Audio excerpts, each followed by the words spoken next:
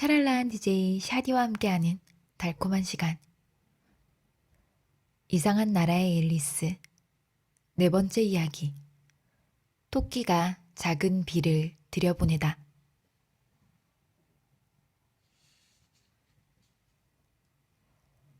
그건 시계 토끼였다.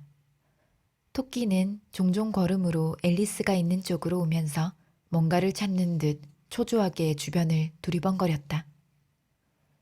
앨리스는 토끼의 중얼거리는 소리를 들을 수 있었다. 공작 부인, 공작 부인. 아이고, 내 발이야, 털이야, 수염이야.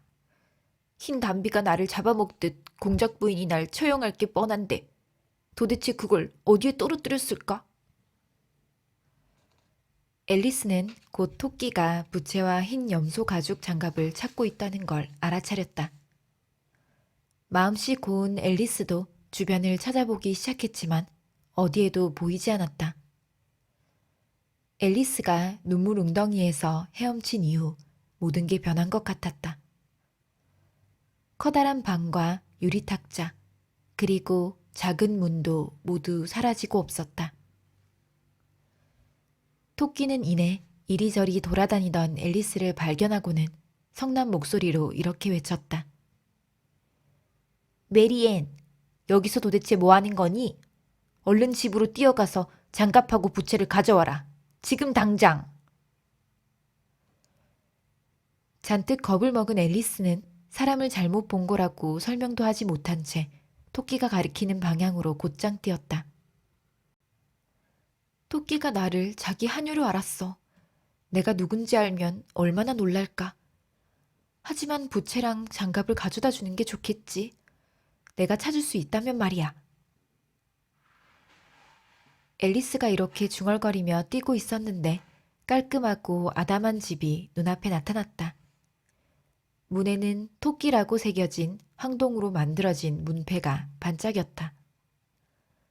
앨리스는 노크도 하지 않고 들어가 계단을 허겁지겁 올라갔다.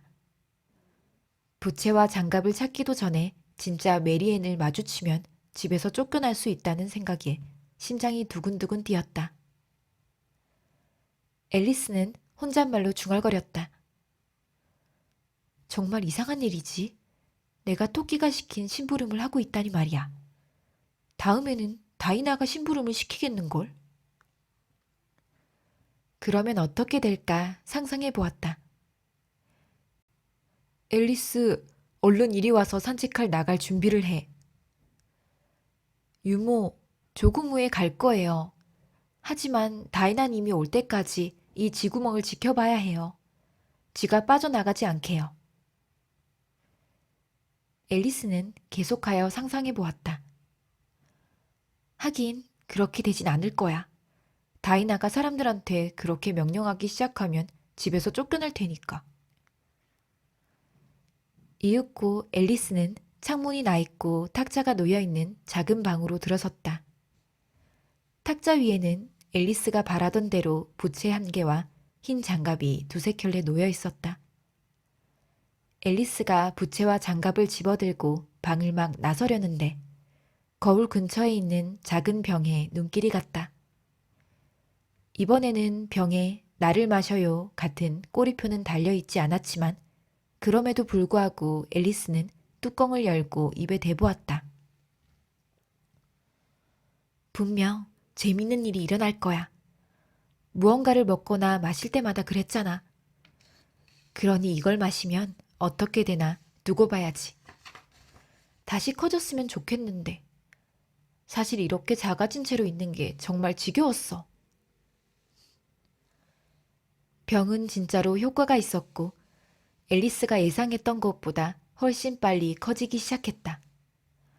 반도 마시지 않았는데 앨리스는 자신의 머리가 천장을 밀어내고 있다는 걸 깨닫고 목이 부러지지 않도록 몸을 구부려야 했다.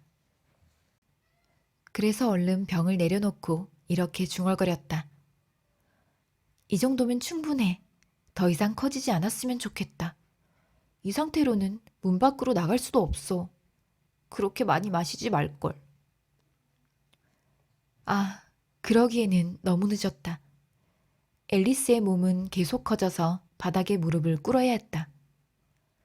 그리고 곧 무릎을 꿇을 공간도 없어 한쪽 팔꿈치는 문에 버티고 다른 팔은 머리 뒤로 둘러 바닥에 눕는 자세를 취해야 했다. 그래도 몸이 점점 더 커지자 마지막 수단으로 한쪽 팔을 창문 밖으로 내밀고 한쪽 팔은 굴뚝으로 치켜 세웠다. 이제 무슨 일이 일어난다 해도 별 뾰족한 수가 없는데 이제 나는 어떻게 될까? 다행히도 마법의 작은 병은 효력을 다한 듯 앨리스의 몸은 더 커지지 않았다. 하지만 여전히 자세가 매우 불편했고 다시 방을 나갈 수 있을 가능성은 없어 보였으므로 앨리스의 기분은 자연스레 침울해졌다. 가여운 앨리스는 이렇게 생각했다. 차라리 집에 있을 걸 그랬나 봐. 계속 커졌다 작아졌다 하지 않아도 되고 생쥐랑 토끼한테 이리저리 불려다니지 않아도 되잖아. 토끼굴로 내려오는 게 아니었어. 하지만 생각해보면 좀 신기하잖아. 이런 삶도 있다는 게. 나에게 이런 일이 일어난다는 게 너무 놀라워. 동화책을 읽을 땐 이런 일은 절대 일어날 수 없다고 생각했는데 지금은 내가 이야기의 한가운데에 있잖아. 내 이야기가 담긴 책이 있어야 해. 정말로. 그래, 나중에 크면 내가 직접 책을 쓸 거야. 그런데 지금 난 이미 커버렸잖아. 앨리스는 서글프게 덧붙였다.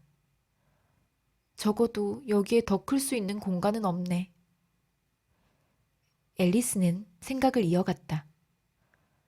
그러면 정말 지금보다 나이 들지 않게 될까? 꼬부랑 할머니가 될 일은 없을 테니 그건 다행이다. 하지만 그러면 학교를 계속 다녀야 하잖아. 아휴, 그건 싫어. 아, 바보 같은 앨리스. 앨리스는 혼자서 말을 주고받았다.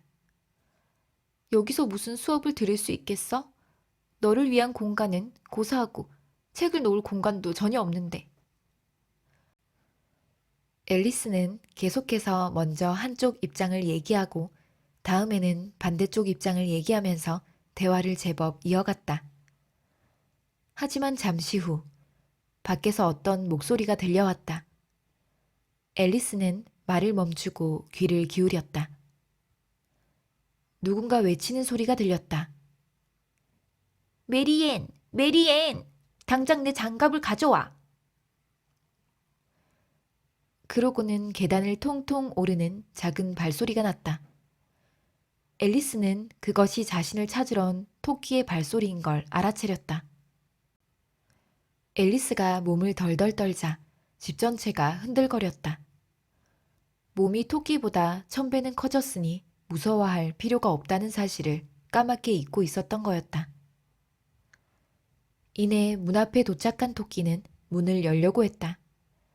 하지만 안으로 밀어서 여는 문은 앨리스가 팔꿈치로 세게 누르고 있으니 꼼짝도 하지 않았다. 앨리스는 토끼가 중얼거리는 소리를 들었다. 돌아서 창문으로 들어가야겠다. 그건 안 되지. 앨리스는 이렇게 생각하고 토끼 목소리가 창문 바로 아래서 들릴 때까지 기다렸다가 갑자기 손을 휙 뻗어 공중에서 와락 움켜쥐었다. 아무것도 잡지 못했지만 작은 비명소리와 무언가 떨어지는 소리, 유리 깨지는 소리를 들었다. 그래서 앨리스는 토끼가 그저 오이를 키우는 작은 온실 같은 데로 떨어진 거라고 결론지었다. 다음에는 토끼가 화를 내는 소리가 들렸다. 팻! 팻! 어디 있나? 그리고 처음 들어보는 목소리가 등장했다. 저는 물론 여기 있습니다. 사과를 캐고 있었죠, 주인님. 토끼가 성질을 부렸다. 사과를 캐고 있었다고? 이리로 와봐. 나를 일으켜다오. 유리가 더 깨지는 소리가 들렸다. 팻, 말해봐라. 창문에 있는 게 뭐냐? 아무렴 이건 파알이죠, 주인님. 그는 혀를 굴려 팔 하고 발음했다. 팔이라고? 이 멍청아, 이렇게 큰 팔을 본 적이 있어? 창문에 꽉 찼잖아. 그러네요, 주인님. 하지만 아무리 봐도 팔이 맞는데요. 어쨌든 팔이든 뭐든 상관없다. 가서 치워버려. 그러고는 한참 동안 아무 소리도 나지 않았다. 이따금씩 속삭이는 목소리만 들려왔다. 그렇습죠, 주인님. 저도 정말 정말 싫어요. 너무 크잖아요. 시킨 대로 해, 이 겁쟁이야. 그 말에 앨리스는 다시 손을 펼친 다음 확 휘둘렀다. 이번에는 두 가지 비명 소리가 어렴풋이 들렸고 유리 부서지는 소리가 또 났다. 앨리스는 중얼거렸다. 오이 지지대가 꽤 많나 보네. 다음에는 뭘 하려나? 쟤들이 제발 나를 창문 밖으로 꺼내줬으면 좋겠는데 여기에 조금도 더 있고 싶지 않아. 한동안 아무 소리도 들리지 않다가 마침내 작은 수레가 굴러가는 소리, 왁자지껄 떠드는 소리가 한꺼번에 들려왔다. 그래도 귀를 기울여 보니 조금은 알아들을 수 있었다. 다른 사다리는 어디 있어? 하나밖에 안 가져왔어. 다른 건 빌이 갖고 있어. 빌, 여기로 가져와. 여기 이쪽 구석에 세워. 아니, 먼저 묶어야지. 높이가 아직 반도 안 닿잖아. 오, 이제 충분히 되겠다. 까다롭게 굴지 말라고. 여기 빌, 이 밧줄을 잡아. 지붕이 버텨낼 수 있을까? 저기 홀거운 함속판 조심하라고. 그래, 내려온다. 머리 숙여. 크게 와장창 하는 소리. 아이고, 누가 그런 거야? 아마도 빌이겠지. 굴뚝 아래로 누가 내려갈 거야? 아니요, 나는 못해. 너가 해. 그럼 나도 안 해. 빌이 내려가면 되겠네. 자, 빌. 주인님이 너가 굴뚝으로 내려가라고 하신다. 앨리스가 중얼거렸다. 아, 그럼 빌이 굴뚝으로 내려오는 걸까? 그나저나 딱하네. 빌한테 모든 걸 떠넘기는 것 같은데. 나라면 절대로 빌처럼 굴진 않을 거야. 어쨌든 벽난로가 아주 좁긴 하지만 내가 발로 찰 수 있을 것 같은데. 앨리스는 굴뚝으로 발을 밀어넣고 최대한 당겨 어무린 채 작은 동물이 바로 근처까지 부스럭거리며 내려오는 소리가 들리기를 기다렸다. 그러고는 빌이 내려왔구나 라고 혼잣말하며 발을 있는 힘껏 뻥 찼다. 앨리스는 무슨 일이 일어날지 귀를 쫑긋 세웠다. 가장 먼저 여럿이 지르는 함송 소리가 들려왔다. 저기 빌이다. 그 다음에는 시계토끼의 목소리가 들렸다. 빌을 잡아! 울타리 옆에 있는 너! 그러고는 한동안 잠잠하더니 잠시 후 웅성거리는 소리가 들려왔다. 머리를 들어서 받쳐줘. 블렌디를 줘봐. 목에 걸리지 않게 조심하라고. 이봐, 도대체 무슨 일이 일어난 거야? 자세히 말 좀 해봐. 마침내 낑낑대는 연약한 소리가 들려왔다. 앨리스는 빌이구나 하고 생각했다. 그러니까 저도 잘 모르겠어요. 이제 됐어요. 감사합니다. 이제 좀 나아졌어요. 하지만 너무 당황해서 뭐라 말을 못하겠네요. 기억나는 거라고는 용수철 달린 장난감 같은 게 튀어나와 나를 뻥 차서 제가 로켓처럼 날아갔다는 것뿐이에요. 그래, 이 친구야. 자네가 그랬어. 다른 이들이 수긍했다. 시계토끼가 말했다. 집을 태워버리는 수밖에 없겠군. 그 말에 앨리스는 목청껏 소리질렀다. 그러기만 해봐. 다이나를 풀어놓을 거야. 곧바로 찬물을 끼얹는 듯 사방이 고요해졌다. 앨리스는 생각했다. 이제 어떻게 나올까? 생각을 좀 해보면 지붕을 먼저 치워야 한다는 걸 알 텐데. 잠시 후 그들은 다시 분주히 움직이기 시작했다. 토끼가 말했다. 우선은 그 손수레 한 대면 될 거야. 뭐가 들은 손수레지? 앨리스가 궁금해할 시간도 없었다. 곧 작은 조약돌 같은 게 창문으로 우르르 쏟아져 들어왔다. 몇 개는 앨리스의 얼굴에도 튀었다. 그만두게 해야겠다. 앨리스는 이렇게 중얼거린 다음 크게 소리쳤다. 이런 짓은 그만하는 게 좋을 거야. 앨리스가 말하자 또 다시 지죽은 듯 조용해졌다. 그런데 바닥에 떨어진 조약돌이 작은 케이크로 변하는 게 아닌가. 깜짝 놀란 앨리스는 이걸 보고 한 가지 좋은 생각이 떠올랐다. 이 케이크를 먹으면 또 몸 크기가 분명히 다시 변할 거야.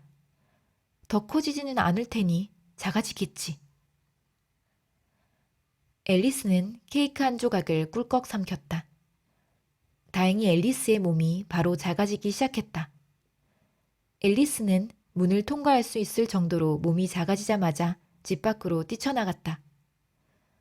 밖에는 작은 동물이며 새들이 잔뜩 모여 기다리고 있었다. 가운데에는 작은 도마뱀인 불쌍한 빌이 기니피그 2마리에게 부축을 받고 있었다. 기니피그는 병에 든 무언가를 빌에게 먹이고 있었다. 그러다 앨리스가 등장하자마자 모두가 앨리스를 향해 돌진했다. 하지만 앨리스는 전력을 다해 달아났고 이내 울창한 숲으로 안전하게 도망쳐 숨었다. 앨리스는 숲을 천천히 걸어다니며 말했다. 가장 먼저 할 일은 다시 내 몸을 예전 크기로 커지게 하는 거야. 다음으로 할 일은 그 예쁜 정원으로 가는 길을 찾는 거지. 진짜 최고의 계획을 세운 것 같다. 말할 것도 없이 최고로 멋진 계획이었고 깔끔하고 분명하게 세워진 목표인 듯했다. 다만 그걸 어떻게 시작해야 할지 모른다는 한 가지 문제가 있었다. 앨리스는 나무 사이를 초조하게 바라보며 고민에 빠져 있었는데 갑자기 약간 날카롭게 짖는 소리가 머리 위로 들려왔다. 앨리스가 황급히 위를 쳐다보니 다름 아닌 커다란 강아지가 크고 동그란 눈으로 앨리스를 내려다보고 있었다. 강아지는 한쪽 발을 쭉 뻗어 앨리스를 건드리려고 했다. 앨리스가 다정하게 말했다. 요 작은 강아지. 앨리스는 휘파람을 불려고 끙끙댔지만 동시에 다정하게 대했음에도 불구하고 강아지가 배가 고파 자신을 삼켜버릴까봐 두려웠다. 앨리스는 어쩔 줄을 몰라 작은 나뭇가지를 집어들고 강아지에게 내밀었다. 강아지는 곧장 신이 나서 왕왕 짖으며 폴짝 뛰어 막대기로 돌진해 나뭇가지를 물고 당겼다. 그래서 앨리스는 재빨리 거대한 엉겅퀴 뒤로 숨어 강아지가 덮치지 않게 했다.